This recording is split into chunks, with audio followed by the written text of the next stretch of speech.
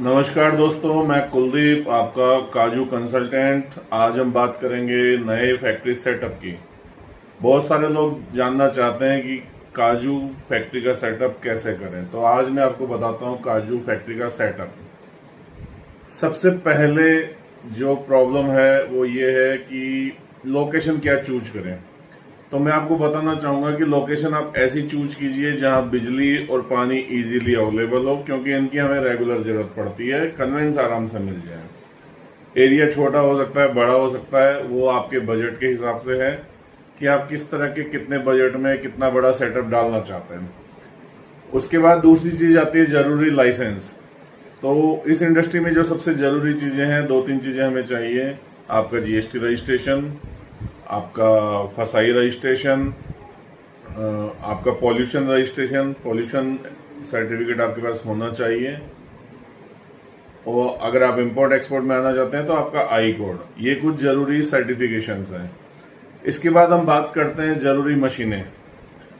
दोस्तों, काजू की फैक्ट्री लगाने के लिए सबसे जरूरी है, जिन मशीनों की जरूरत पड़ती है वो मैं आपको बता रहा हूं। सबसे ज्यादा जरूरत पड़ती है हमें सबसे पहले बॉयलर और कुकर एक सेट आता है, जिससे हम काजू को स्टीम बॉइलिंग देते हैं। उसके बाद हमें चाहिए कटिंग मशीन्स। ये भी कई तरह की आती हैं आपके बजट के हिसाब से। 2 ब्लेड से लेकर के 12 ब्लेड तक ये मशीन्स आती हैं। ऑटोमेटिक, सेमी ऑटोमेटिक या मैनुअल, जैसी आपको चाहिए, हर तरह की मशीन्स अवेलेबल है बाजार में। उसके बाद स्कूपिंग लाइन के बाद में हमें चाहिए ड्रायर। इलेक्ट्रिक ड्रायर भी आते हैं, स्टीम ड्रायर भी आते हैं। जैसा आपका बजट और आपकी चॉइस, उस हिसाब से आप ले सकते हैं।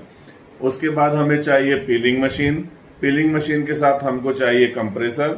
उसके बाद हमें चाहिए colour sorter and grading machine. कुछ grading machines, colour sorter inbuilt आते हैं, कुछ लोग इन्हें अलग अलग खरीदते हैं। और उसके बाद हमें चाहिए कुछ टेबल्स, जहां पे कि ग्रेडिंग किया हुआ माल को रिसोर्ट किया जा सके, और पैकिंग की मशीनें। ये कुछ मेन मशीन्स हैं जो एक फैक्ट्री सेटअप के लिए सबसे ज्यादा जरूरी हैं। मैं आपको बताना चाहूंगा कि आप मैनुअल, ऑटोमेटिक और सेमी ऑटोमेटिक अपने बजट के हिसाब से तीनों तरह के प्लांट लगा सकते हैं। कैपेसिटी अलग अलग होती हैं, वो आपके बजट के हिसाब से डिसाइड होती हैं। मैं पिछले 10 वर्षों से इस इंडस्ट्री में हूं और अपना फैक्ट्री सेटअप करके और उसको चलाने से लेकर के कंसल्टेंसी तक के सारे काम कर रहा हूं। मेरी अपनी फैक्ट्री 8 टन पर डे की रन कर रही है। अगर आप भी केशो